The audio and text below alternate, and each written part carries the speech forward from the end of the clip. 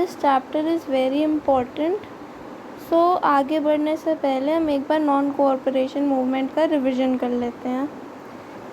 Now Mahatma Gandhi ने अपनी एक बुक में बताया था हिंद स्वराज में कि अगर हम लोग इंडियंस कोऑपरेट ना करें तो ब्रिटिशर्स का रूल इंडिया में 1 साल के अंदर अंदर ही गिर जाएगा और फ्रीडम आ जाएगी।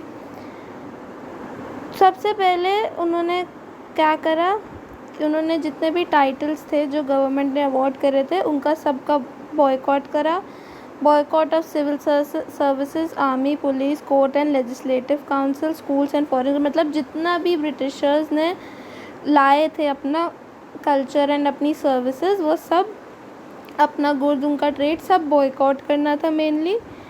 एंड अगर गवर्नमेंट रिप्रेशन यूज़ करती है, मतलब इस बॉयकॉट को दबाने की कोशिश करेगी, तो एक civil disobedient movement campaign launch करा जाएगा। और 1920 in the summer of 1920 Mahatma Gandhi और शौकत अली टूर्ड एक्सक्लूसिवली, मतलब बहुत घूमे थे अपना मूवमेंट पॉपुलर करने के लिए। और पर कांग्रेस थोड़ी सी रिलक्टेंट थी, मतलब वो खुल के इतना साथ नहीं दे पा रही थी बिकॉज उसको लग रहा था कि बहुत वायलेंस हो जाएगा। और दिसंबर में कांग्रेस के अंदर सपोर्टर्स और ओपोनेंट्स दो हिस्सों में बट गए थे और बस एक ही मीटिंग हुई थी उन लोगों की Nagpur in December in 1920 where there was a compromise और नॉन कोऑपरेशन मूवमेंट को अडॉप्ट कर लिया गया था। नाउ अब हम आते हैं different strands in the movement, within the movement. अब जो नॉन कोऑपरेशन खिलाफत मूवमेंट है वो जनवरी 1921 में बना था। खिलाफत मूवमेंट के खिलाफ वो लोग खिलाफ भी थे एंड जो फर्स्ट वर्ल्ड वॉर का रिज़ल्ट था जो ऑटोमन एम्पायर का उन लोग ने वो करना था, तो गांधी जी उसके भी अगेंस्ट में थे और नॉन कोऑपरेशन मूवमेंट भी चला रहे थे। बट जो लोग हैं उन कई लोगों ने गलत वो ले लिया, गलत मतलब ले लिया गांधी जी के नॉन कोऑपरेशन मूवमेंट का। पर अभी हम आते हैं मूवमेंट इन दी टाउन्स। अभी हमने देखा कि बॉयकॉट तो बहुत पहले जब नया नया आया था ये, तब बॉयकॉट सबने कर दिया था। स्टूडेंट्स ने गवर्नमेंट इंस्टीट्यूशंस छोड़ दिए थे, लॉयर्स ने अपनी प्रैक्टिस छोड़ दी थी। पर जब मैंने ये क्वेश्चन पूछा कि why did they again joined all this, तो कोई मेरे को आंसर नहीं पाया था। ये है इसका आंसर कि the boycott of British institution posed a problem. अब बॉयकॉट ऑफ गवर्नमेंट इंस्टीट्यूशंस एक प्रॉब्लम क्यों था? क्योंकि हमारे पास उस समय इतने अच्छे हिंदी इंस्टीट्यूशंस, मतलब हमारे खुद के इंस्टीट्यूशंस इतने अच्छे नहीं थे ताकि वो compete कर पाएँ गवर्नमेंट इंस्टीट्यूशन से। Same with jobs. For the government to be successful, alternative Indian institutions had to be set up so that they could be used in place of the British ones. अब आपको अपने Indian institution तो अच्छे बनाने पड़ेंगे और set करना पड़ेगा, तभी तो आप बॉयकॉट करोगे गवर्नमेंट इंस्टीट्यूशंस का। These were slow to come up. अब ये तो बहुत टाइम लगता है इनको आने में। So the students and teachers began trickling back to the government and lawyers joined back work in the government courts. क्योंकि कोई इतना ऑल्टरनेटिव अच्छा नहीं था उनके पास, उनके पास ऑल्टरनेटिव कोई चॉइस नहीं थी उनके पास। ये है इसका answer. I have underlined it in with the highlighter. Now coming to the rebellion in the countryside, ये मैंने प्रीवियस वीडियो में बहुत अच्छे से वो करा हुआ है।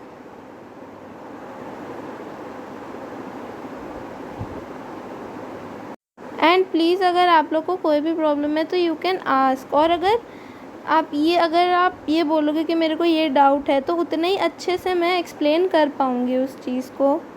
ओके, तो please be precise when you are asking your doubts. Now I have done this. अगर इस वाले rebellion in the countryside में आपको कहीं कोई भी डाउट है तो you are free to ask.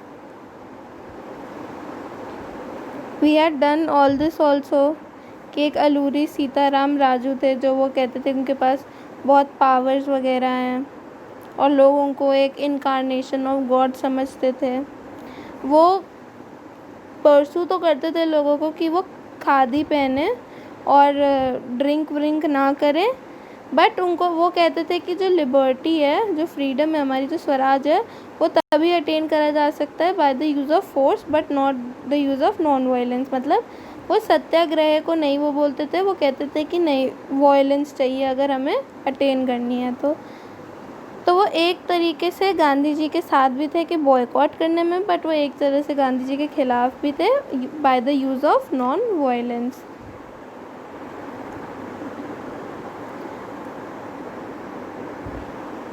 Now coming to Swaraj in the plantations. Workers too had their own understanding of Mahatma Gandhi and the notion of Swaraj. अब जो workers थे उनके भी अलग ही अंडरस्टैंडिंग थी महात्मा गांधी की भी और उनके स्वराज की भी।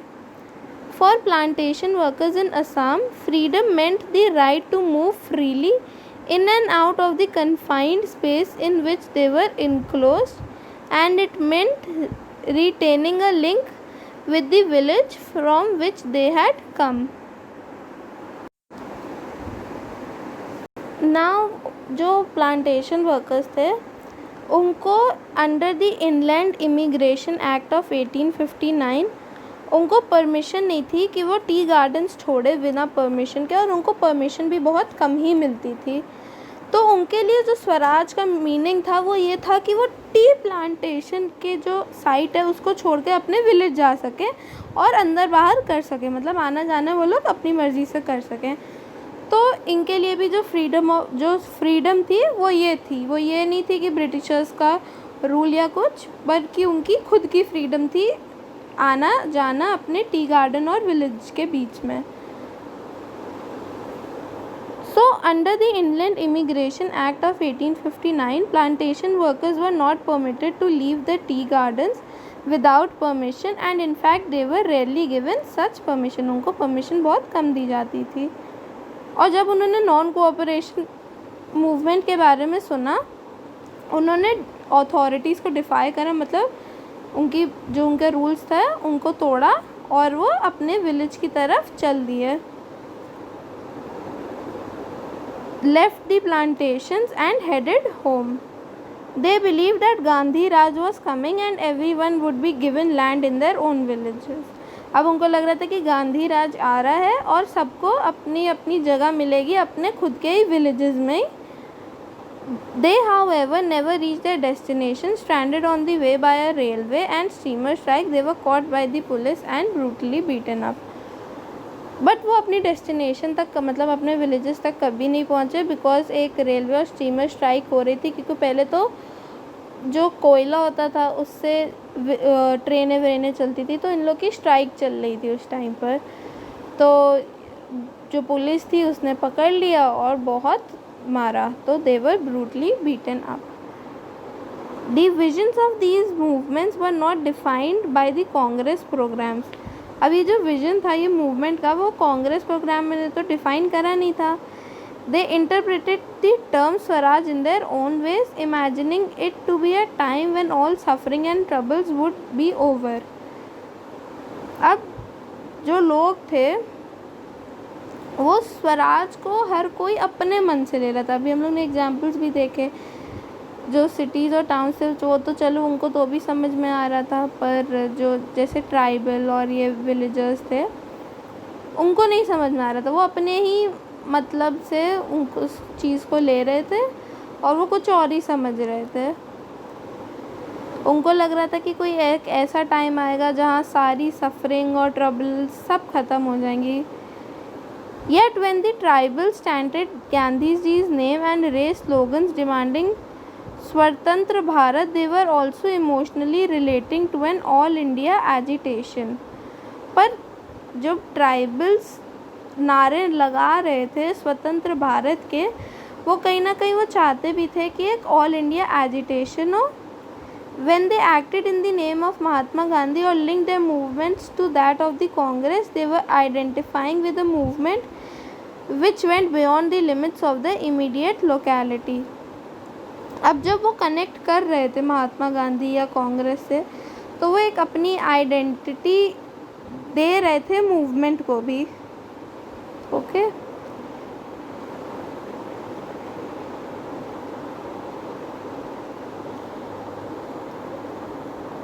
now this is a very important, this image not important, this जो चौरी चौराहा लिखा है, that is a place in Gorakhpur. एक peaceful demonstration in a bazaar turned out in a violent clash with the police. Hearing of the incident, Mahatma Gandhi called a halt to the non-cooperation movement. Now अब चौरी चौराहा गोरखपुर में जगह है जहाँ पे police और जो डिमॉन्स्ट्रेटर्स हैं, जो प्रोटेस्टेंट्स हैं, उनके बीच में लड़ाई हो गई और उन्होंने जो पुलिस स्टेशन है उस पे आग लगा दी थी विथ 22 पुलिसमैन और सो दे वर बर्न्ड अलाइव। तो ये एक काफ़ी दिल दहलाने वाली उस टाइम पे इंसिडेंट था। तो इस चक्कर में महात्मा गांधी ने जो नॉन कॉरपोरेशन मूवमेंट है उस पर रोक लगा दी, बिकॉज काफ़ी ऐसे सारे वायलेंट एक्ट्स होने लग गए थे देश भर में। Now coming towards civil disobedience. In February 1922 Mahatma Gandhi decided to withdraw the non cooperation movement. Now Mahatma Gandhi ने कब डिसाइड करा कि वो नॉन कोऑपरेशन मूवमेंट को हटाएंगे? इन February 1922। He felt the movement was turning violent in many places and satyagrahis needed to be properly trained before they would be ready for mass struggles। अब उन्होंने देखा कि कई सारी जगहों पर जो मूवमेंट था, जो नॉन कोऑपरेशन मूवमेंट था, वो एक वायलेंट टर्न ले रहा था, मतलब वो एक बहुत वायलेंस से जुड़ता जा रहा था। जैसे अभी हमने चौरी चौराहा का एग्जाम्पल देखा, तो उनको लगा कि पहले जो सत्याग्रही हैं उनको ट्रेन करना पड़ेगा, तभी कोई अब नेक्स्ट मूवमेंट वो ले सकते हैं। Within the Congress, some leaders were now tired of mass struggles and wanted to participate in elections to the provincial councils that had been set up by the Government of India Act of 1919। अब कांग्रेस में कई लोग बहुत थक गए थे इन मास struggle से और वो चाहते थे कि अब इलेक्शंस में पार्ट लिया जाए जो government of India act of 1919 में रखा गया था। They felt that it was important to oppose British policies within the councils, argue for reform and also demonstrate that these councils were not truly democratic। अब उनको लगा कि अब Britishers को सिर्फ मास एजिटेशन या पब्लिक को स्ट्रीट्स पर लाना इज़ नॉट अ सल्यूशन, बल्कि हमको ब्रिटिश जो एडमिनिस्ट्रेशन है वहाँ पे जाके उस काउंसिल में पार्ट लेकर तब हमें ब्रिटिश पॉलिसीज़ को अपोज करना चाहिए, रिफॉर्म्स लाने चाहिए और बताना चाहिए कि जो काउंसिल्स हैं वो डेमोक्रेटिक नहीं है, ट्रूली सच में वो डेमोक्रेटिक काउंसिल्स नहीं हैं। C.R. Das and Motilal Nehru formed the Swaraj Party within the Congress to argue for a return to council politics। अब these names are important। C.R. Das and Motilal Nehru ने form करी Swaraj party Congress के अंदर और argue करा कि वो काउंसिल पॉलिटिक्स में जा सकें, but younger leaders like Jawaharlal Nehru, Subhash Chandra Bose pressed for more radical mass agitation and for full independence। अब C.R. दास और मोतीलाल नेहरू चाहते थे कि वो काउंसिल पॉलिटिक्स में जाएं और वहाँ पे रिफॉर्म्स के लिए वो आर्ग्यू करें, but young leaders like Jawaharlal Nehru और सुभाष चंद्र बोस वो चाहते थे कि एक रैडिकल मास एजिटेशन हो और फुल इंडिपेंडेंस मिले, मतलब पूर्ण Swaraj. In such a situation of internal debate and dissension, two factors again shaped India politics towards the late 1920s। अब इंटरनल डिबेट, अब ये सब तो कांग्रेस के अंदर की बात है ना, तो फिर से कांग्रेस जो है वो 2 हिस्सों में बट गई थी and which shape the Indian politics, और इंडियन पॉलिटिक्स भी 2 हिस्सों में बट गई थी, 2 फैक्टर्स में बट गई थी. The first was the effect of a world wide economic depression. Agricultural prices began to fall from 1926 and collapsed after 1930 as the demand for agricultural goods fell and exports declined. Peasants found it difficult to sell their harvest and pay the revenue. By 1930 the countryside was in turmoil. अब एक ऐसी situation में जहाँ Indian politics 2 हिस्सों में बटी हुई थी, एक वर्ल्ड वाइड इकोनॉमिक डिप्रेशन हुआ था. मतलब एग्रीकल्चरल के जो प्राइसेस थे, जो एग्रीकल्चरल प्राइसेस थे वो बहुत कंसिडरेबली गिरते जा रहे थे, कम होते जा रहे थे, और 1926 से वो गिरने चालू हुए थे और कोलैप्स्ड, मतलब बिल्कुल बहुत नीचे तक पहुँचे थे 1930 में. अब डिमांड एग्रीकल्चरल गुड्स के लिए भी गिर गई और एक्सपोर्ट्स भी कम हो गए. तो जो पीजेंट्स थे, जो फार्मर्स थे, उनके लिए बहुत दिक्कत हो गई कि वो अपना अनाज बेच सकें और अपनी रेवेन्यू भी पे कर सकें. By 1930 the countryside was in turmoil. Countryside का मतलब पता है, countryside is not where जहाँ ज़्यादा डेवलपमेंट हो, जहाँ ज़्यादा खेत वेत होते हैं. जैसे अगर कोई मेन सिटी है तो उसके आसपास का जो बाहर के एरिया होता है, जो थोड़ा सा खुला एरिया होता है, जहाँ पे खेती बाड़ी का ज़्यादा काम होता है, जो थोड़ा सा कम डेवलप्ड होता है, उसको बोलते हैं कंट्री साइड. जो मेन सिटी से दूर होता है थोड़ा सा, तो जहाँ पे खेत वेत होंगे वहाँ पे तो बहुत ज़्यादा परेशानी होगी.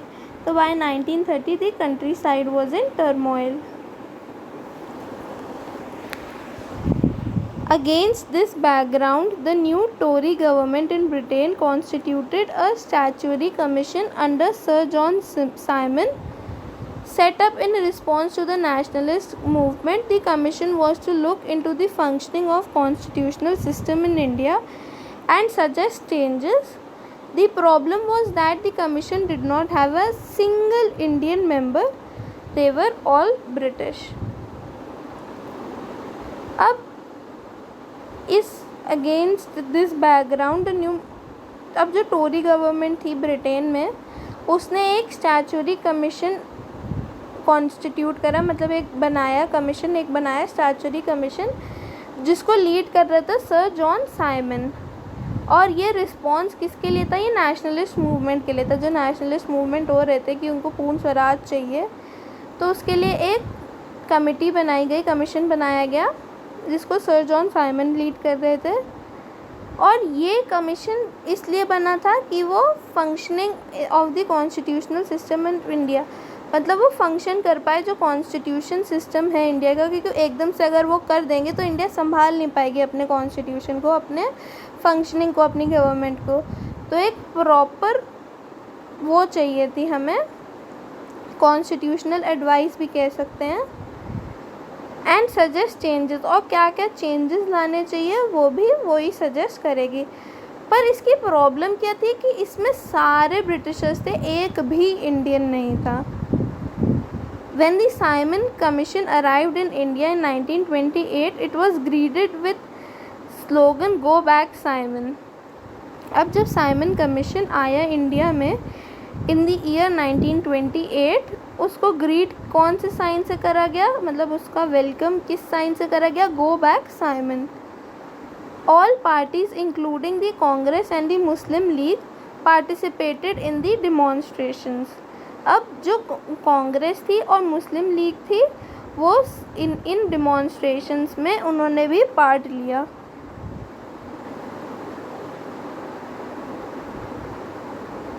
In an effort to win them over, the Viceroy Lord Irwin announced in October 1929 a vague offer of dominion status for India in an unspecified future and a round-table conference to discuss a future constitution.